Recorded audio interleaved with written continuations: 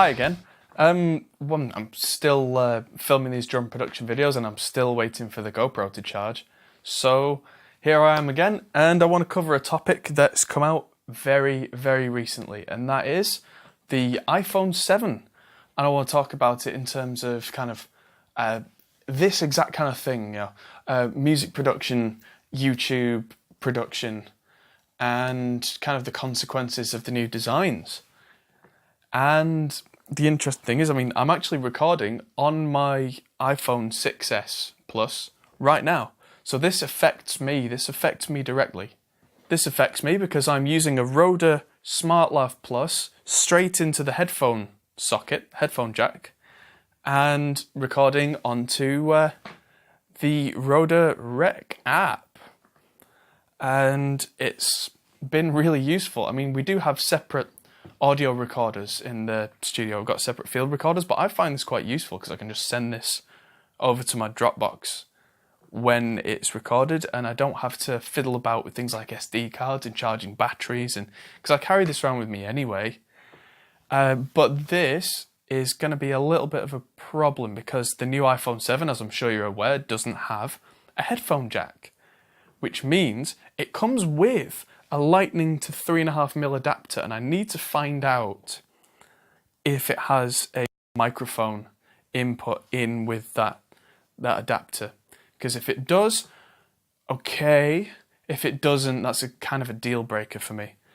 And that means that I'm going to lose that little thing. So what I'm going to have to do is just strap it permanently to the end of this microphone, because I found I don't really use the headphone port on my phone anymore. And I know that's a personal circumstance thing. A lot of people do. A lot of people use it as a music player. But I, at the moment, I'm not doing. And I use this in the car all the time as a music player. But recently I got a car with inbuilt Bluetooth. It seems that everything's got Bluetooth now, and I sit down in the car, I start the engine, I don't press any buttons, and this can start playing whatever album, whatever track at full wave quality, because I don't know if you're aware, but Bluetooth now with the latest generation is full wave quality. It's full uncompressed, fantastic signal, where it used to be kind of shrunk down compressed audio. It's all top notch now. If you're worried about latency, maybe don't use Bluetooth for real-time applications, but for sitting in the car driving, I'm not bothered about hitting play and waiting half a second for the sound to come out. That's, music playback, that's not a big deal. And the iPhone 7, at first I was thinking, they're going to get rid of the headphone jack. They give you a set of headphones that come with it that just go straight into Lightning. So everybody that buys an iPhone 7 is going to have that. So if you lose yours, you've probably got a friend who doesn't use those headphones, so you can probably just ask to borrow them or buy them off them or whatever. And with it coming with an adapter, it is going to be a bit of an annoyance. But again, if everybody's got one because they come with it for no extra charge, I won't say free, but no extra charge, then there's a good chance that you know someone who's got one who doesn't use it, or you can find a replacement on eBay for cheap. And yeah, that's that issue. Now, there could be a positive out of this, that we might well now see more and more audio devices that natively come with a Lightning connector. I have an Apogee Jam, for instance, which I use at home, which has got a guitar input and goes into the Lightning connector. And why that's important, it's a lot higher quality than just using something like a headphone jack and something like a guitar adapter, because it's not relying on the tiny little piece of converter circuitry that's in a phone, because it's a mobile device. So the digital to analog converters and the analog to digital converters are not going to be incredible, because they're designed for power saving. They're designed for all-day battery usage. They're designed to be small. They're not designed with quality at the top of the list. That's not to say they're bad. The converters in an iPhone 6s are, in my opinion, way better than even professional converters from the late 90s. That's just the way that technology evolves. It just gets better and gets better, but the professional level converters and digital technology that we have now is a world away from the onboard stuff. And that could be a great thing, because you could get, say, Lightning connectors are digital only. So you have to make sound or to capture sound to convert that to and from analog. So that tiny little adapter that they've made has to have those chips inside it, which again is great for the cheap one that they bundle in. But what about professionals? Guys like me who would like higher quality. Wouldn't it be great if now this gives tech companies the push to go, well, there's only a lightning cable option. Why don't we make a dedicated DAC or ADC, the converters, with a headphone amp that's a little bigger, maybe self-powered, so it can power some really high voltage headphone pushing stuff that's maybe still not that big and just connects through the lightning jack. That would be amazing. And I wouldn't mind carrying the extra little piece of bulk for that quality upgrade. I mean, you're going to have to go through the lightning port anyway. Why not? So I'm hoping that we see more of that. There are some lightning port powered audio interfaces right now, but they're quite kind of chunky. I mean, really chunky, some of these. And not what I'm thinking. I'm thinking more kind of the size of a pack of gum or something like that, where it's got room for decent components, but not like full, like field recorder size, say. But yeah, this can only be a good thing. Incidentally, I would worry if they take the headphone jack off my iPad Pro on the next revision, say, because the excuse for an iPad that they need the space doesn't work, because it's so much bigger, and percentage-wise, the space needed for that converter and for that headphone jack is so much less that I use that all the time. I mean, the video series that you'll have seen me do on iPad production, most of the time, I'm using the headphone jack on that with a pair of Sennheiser HD 650s. I mean, having to carry around the little adapter for that as well would be a real inconvenience, because for the iPad I use the Lightning to USB 3 adapter, so I've got USB sockets, I've got a charging port.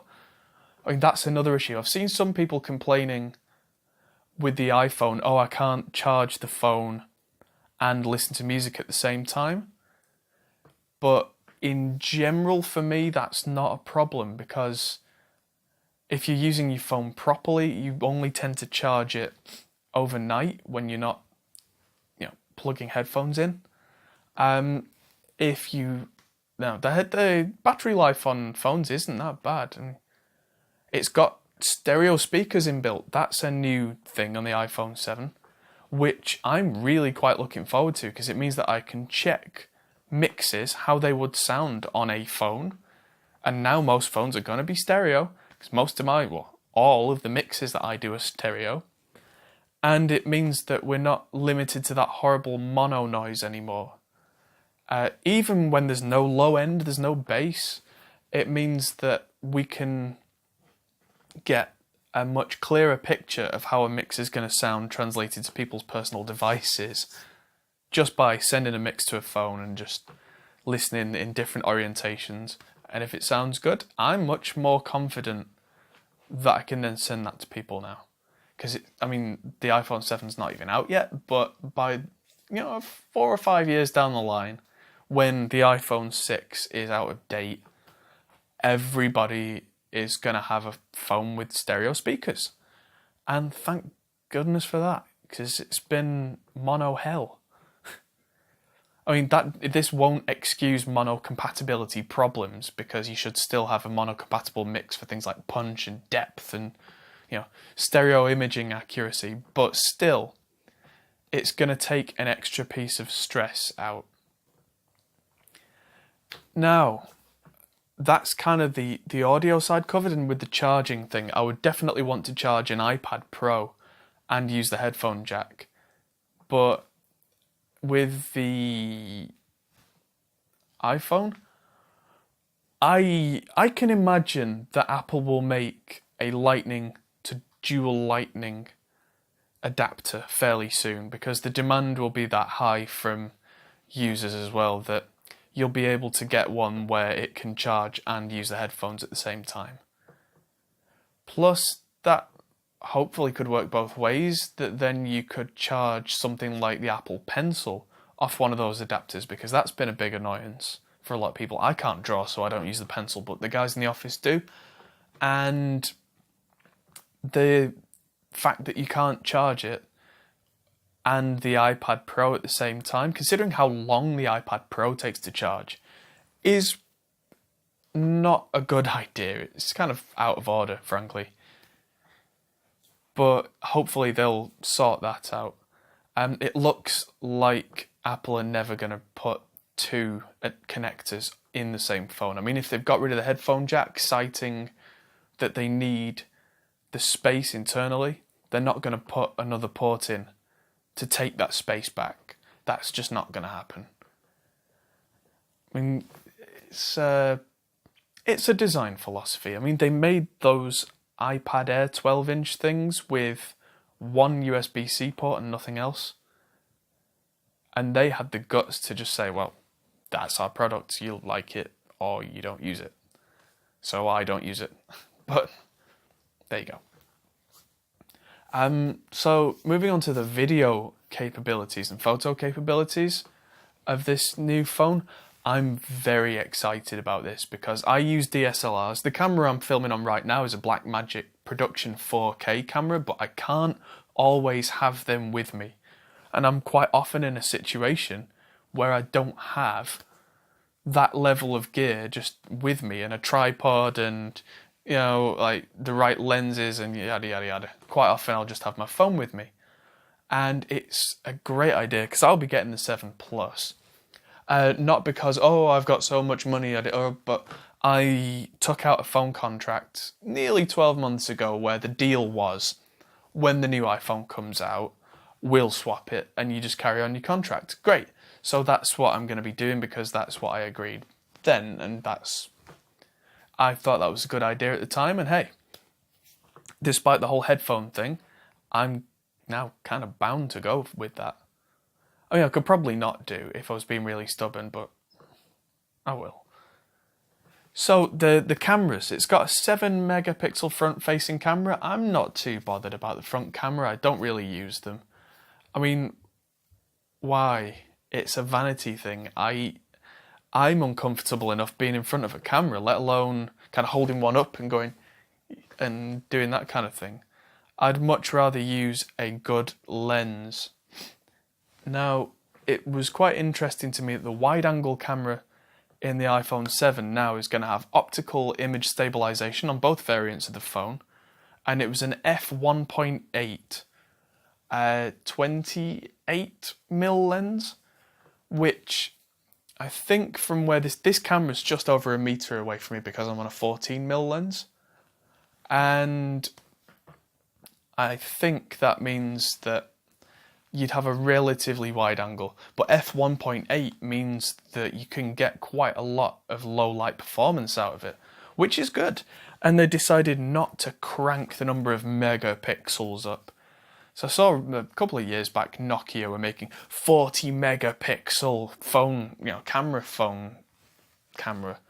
And it's like, what are you thinking? More megapixels does not make more good, because you have to cram those pixels that receive the light into a smaller space, which means that they're smaller pixels, which means they don't get as much light. Which, I don't know if you know much about cameras, but the amount of light that falls on each part of the sensor determines how bright the image is. And the only way to make that brighter in post is to crank up the voltage, which adds noise, or bring it up digitally later, which means the noise that was there before, which was imperceptible and no one cared, it gets brought up to the point where you can see it and it looks terrible. That's one of the main reasons why cameras in low light, when they're not very good, you push the light levels up later, you make the image brighter, and there's all this noise and grain and it looks like TV static. Because it kind of is. That's very similar to what it actually is. So if you can just let more light in per pixel, then the image will appear brighter because more light got to that sensor.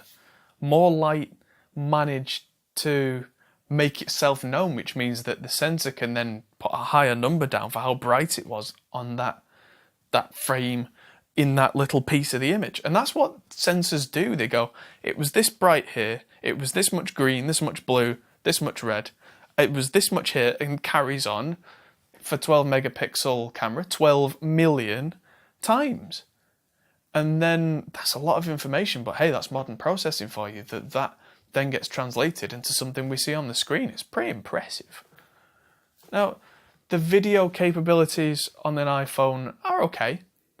It can do 4K filming, not that I've really seen any benefit from it. I've tried it and it's like, because of the performance of the lens and everything, it's not really any sharper at 4K than it is at 1080. So I may as well not bother because I'm really swallowing up file space. I mean, that's a talk for another day. I'm actually running this 4K camera at 1080p because I don't want to spend extra money on tons of hard drives because of the massive files that would create. And that's the kind of thing that adds up over time. And because I film a lot, it would cost me quite a lot of money. So I just don't. I mean, hey, if you've got a 4K screen and you really, really think that I should make 4K content, put it in the comment section below, but I'll bet you there won't be many of those. I'm a gear nerd and I'm not really bothered about 4K because I don't have a front room in my house big enough for a 4K TV, big enough to justify the difference. It's only this week that consoles have even started doing 4K playback. Like, my internet at home isn't really fast enough to do 4K Netflix playback anyway. Where's the benefit? So, anyway, getting off track a little. The thing that interested me about the 7 Plus was that it's going to have two cameras in the back. A wide angle, which I've already talked about, and a telephoto lens. Not a zoom lens, as some people have called it, because the lens itself doesn't change its focal length.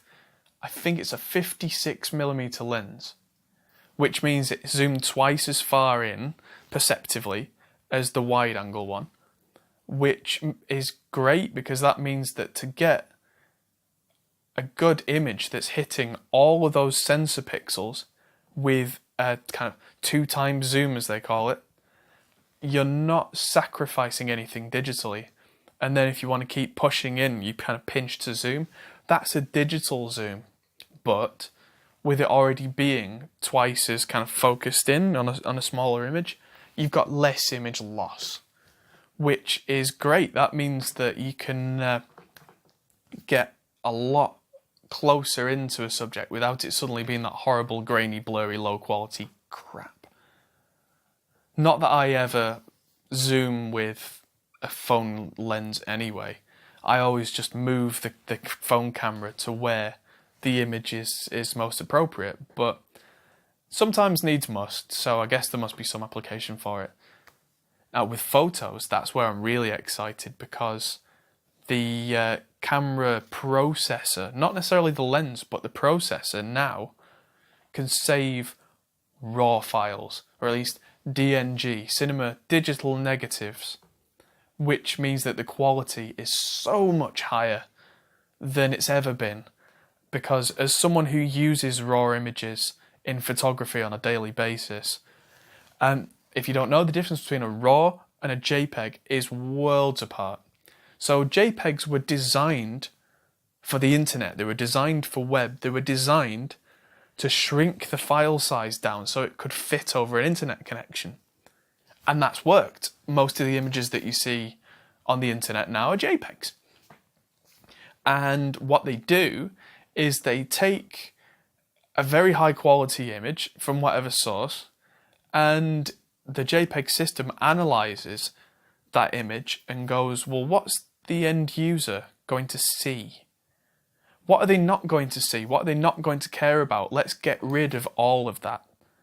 And it shrinks it down the best it can by taking every clever shortcut and every method to make that a small file. And that's great for the internet. That's what we call a delivery format.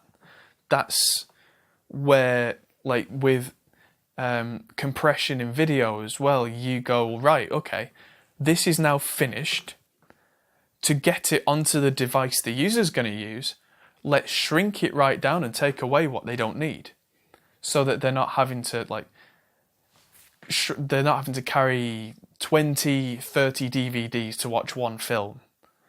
Can you imagine with like uncompressed video? I think something like a 2-hour film in uncompressed video would be maybe 4 or 5 terabytes. Maybe. And that's at 1080, because that's just crazy. And the camera that I'm filming on now, to give you an idea, the difference between RAW and it's got a fairly high bitrate filming on this camera, but if I was to film in RAW on this camera in 4K, which I can, a 256 gigabyte SSD solid state drive that's in there right now would last 13 minutes. 256 gigabytes, 13 minutes. Doing some rough maths there, an hour roughly of raw video, terabyte. So maybe 2.5 terabytes for a film. Now, let's say 2 terabytes, that's 2,000 gigabytes. And a Blu-ray disc can hold 25 gigabytes, or maybe 50 if it's a dual layer one. So let's, for the benefit of being lenient, let's say 50 gigabytes on a Blu-ray disc. So that would be 40 Blu-ray discs for one film. That's ridiculous. That's not doable. And so what they do is they compress away all the information that they don't need. And that's the same with a RAW still and a JPEG. So every iPhone photo you've ever seen, up until, unless it's hacked, up until right now with a 6S Plus, has been a JPEG photo.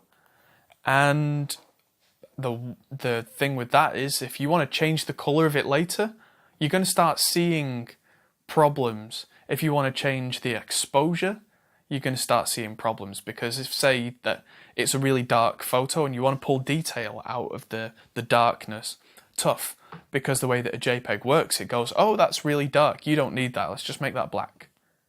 And that's why if you've ever looked at a really dark photo and brought it up, you see things like black blocks and things like that where it's just been removed. And that's really effective if that was what you wanted to see.